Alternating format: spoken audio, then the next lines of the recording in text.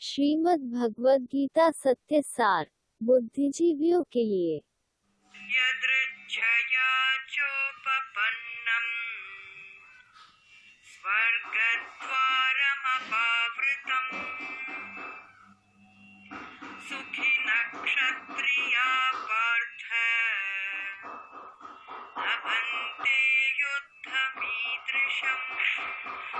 श्रीमद् भगवद गीता अध्याय 2 श्लोक 32। जांच योग्य प्रश्न। अधिकांश लोग गीता के कुछ श्लोकों का पाठ किए बिना रोज सुबह भोजन या पानी भी नहीं लेते हैं। आदिकाल से लोग गीता को ईश्वर की वाणी समझने लगे हैं और इस अर्थ में गीता को अपने घर में रखना महान धर्मपरायणता का प्रतीक माना जाता है। एक मरते हुए व्यक्ति को गीता सुनाने की प्रथा अभी भी भारत में कई लोगों द्वारा प्रचलित है, क्योंकि उनका मानना है कि गीता के ज्ञान से सद्गति की प्राप्ति होती है। गीता का अध्ययन करने के बाद भी कष्ट और क्लेश क्यों? हर घर में इतना गौरवशाली गीता शास्त्र होने के बावजूद भारत में इतना दुख क्यों है? घर घर में इतना दुख क्यों है? व्यक्ति काम क्रोधादि राक्षसों से छुटकारा क्यों नहीं पा सकता है? गीता के बारे में जरूर कुछ महत्वपूर्ण होना चाहिए जिसे लोग समय के साथ भूल गए हों।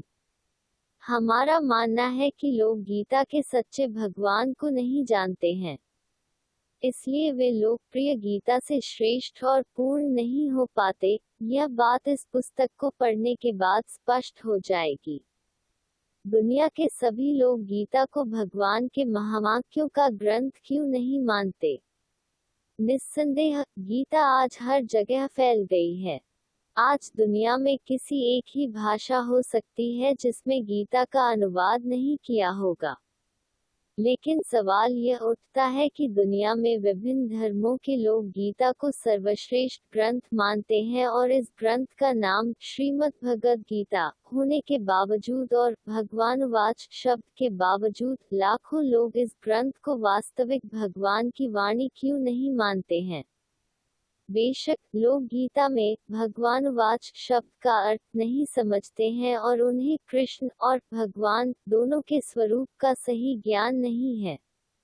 दूसरे शब्दों में, गीता के भगवान या मूल वक्ता के बारे में आज लोगों के बीच कोई निश्चित ज्ञान और आम सहमति नहीं है। डॉक्टर राधाकृष्णन ने एक स्थान भगवद गीता पर अपनी पुस्तक में लिखा है, हम गीता के लेखक का नाम नहीं जानते हैं। भारत के प्रारंभिक साहित्य के लगभग सभी लेखकों के नाम अज्ञात हैं। इसी प्रकार स्वामी विवेकानंद ने एक स्थान पर कहा है, कृष्ण के व्यक्तित्व के विषय में अनेक शंकाएं हैं।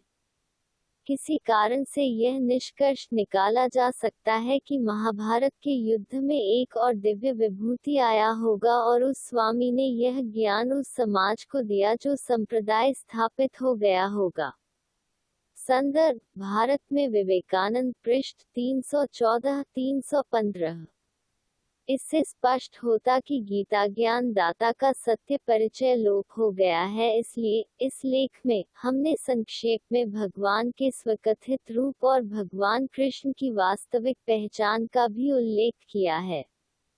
गीता और महाभारत के बारे में लोगों के मन के प्रश्न, उनमें से कुछ यहाँ हैं। 1. जब भगवान ने धर्म स्थापना के लिए अवतार लिया था तो क्या उन्होंने यह ज्ञान केवल अर्जुन को सुनाया था? यदि यह ज्ञान युद्ध के मैदान में दिया तो वो इसे दूसरों को कैसे दिया? 2. क्या यह सच हो सकता है कि जब भगवान ने इस तरह अहिंसा का उपदेश दिया तो वे एक हिंसक युद्ध के कारण क्यों बन गए? उपरोक्त प्रश्न कई लोगों द्वारा उठाए गए हैं। उदा. स्वामी विवेकानंद कहते हैं, युद्ध भूमि में ज्ञान, भक्ति, योग आदि विषयों पर इतनी गहन चर्चा कैसे संभव है, जहां युद्ध के लिए एक विशाल सेना तैयार है? कुछ लोगों का कहना है कि यह युद्ध एक रूपक दृष्टांत है, जिसका रहस्य है कि मानव मन में बुराई के खिलाफ निरंतर संघर्ष एक घोर युद्ध के समान है। इसी तरह महात्मा गांधी कहते हैं, मानव योद्धाओं का निर्माण आंतरिक युद्ध को और अधिक रोचक बनाने के लिए बनाया गया एक विचार है। महाभारत को पढ़ने से इस विचार की पुष्टि होती है। सामान्य कौटुंबिक कलहों की योग्य अयोग्य के निर्णय के लिए गीता जैसे किताब की निर्मित होना संभव नहीं है। उपरोक्त प्रश्न लोकमान्य तिलक सहित अनेक विद्वानों ने उपस्थित किया है। यह सवाल सभी आम लोगों के मन में रहता है। स 1975 में इस मुद्दे पर वर्तमान पत्रों और सम्मेलन में महाभारत पर बहुत चर्चा हुई। आप इस बात से सहमत होंगे कि कोई भी सदाचारी, सद्गुणी पिता नहीं चाहेगा कि उसके बच्चे आपस में झगड़े और आपस में लड़े। नहीं, इसके विपरीत, वह चाहता है कि उसका भाईचारा बना रहे और वह हमेशा इसके लिए प्रयास करेगा। धर्म का कोई भी संस्थापक हिंसा का उपदेश देते नहीं पाया जाएगा। साथ ही कोई महात्मा लोगों को खून बहाना नहीं सिखाता। इसके विपरीत, वह उन्हें केवल अहिंसा, प्रेम और सहिष्णुता की एक परत देता है।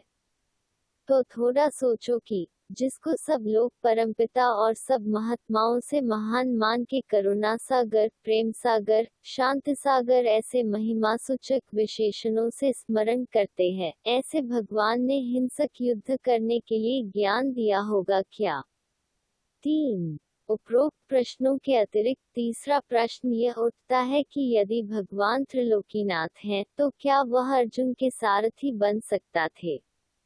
क्या अर्जुन ने नष्टो मोह और स्मृतिर्लब्धा होने के बाद भी भगवान से यह सेवा ली थी, या रथ, रथी और सारथी शब्दों का कोई रहस्यमय आध्यात्मिक अर्थ है? 4.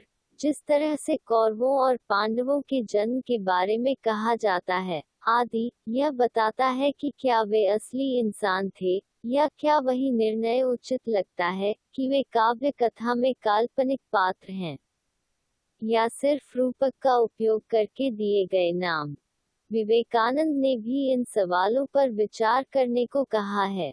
वे कहते हैं, गीता को ठीक से समझने के लिए कुछ जानना जरूरी है। सबसे पहले, क्या गीता वास्तव में महाभारत का एक हिस्सा है? दूसरा, क्या कृष्ण नाम का कोई ऐतिहासिक व्यक्ति रहा है? तीसरा, गीता में वर्णित महाभारत युद्ध कुरुक्षेत्र पर वास्तविक हो गया था क्या? चौथा, अर्जुन और अन्य लोग वास्तव में ऐतिहासिक पुरुष थे। संदर्भ, भगवान कृष्ण और भगवद गीता 26।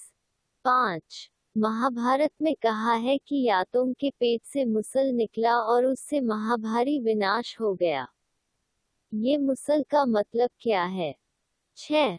स्थापना और विनाश कृष्ण के कर्तव्य हैं, या स्थापना का कर्तव्य ब्रह्मा का है, विनाश का कर्तव्य शंकर का है और पालना का कर्तव्य विष्णु अर्थात भगवान कृष्ण का है? 7.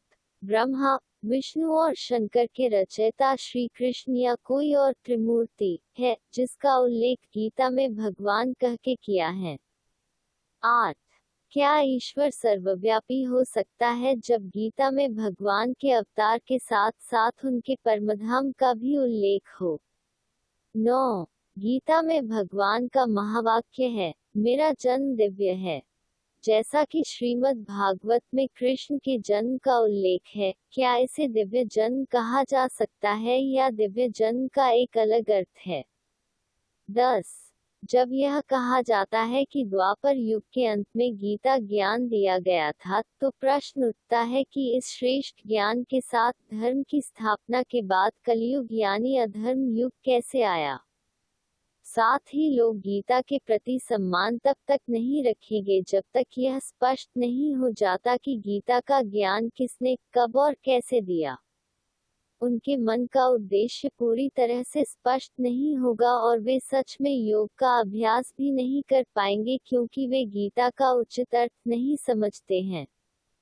इसी को ध्यान में रखते हुए हम इस पुस्तक की प्रस्तावना में कुछ तथ्यों का संक्षेप में उल्लेख करने जा रहे हैं। Please subscribe this channel to see continuous updates of this series.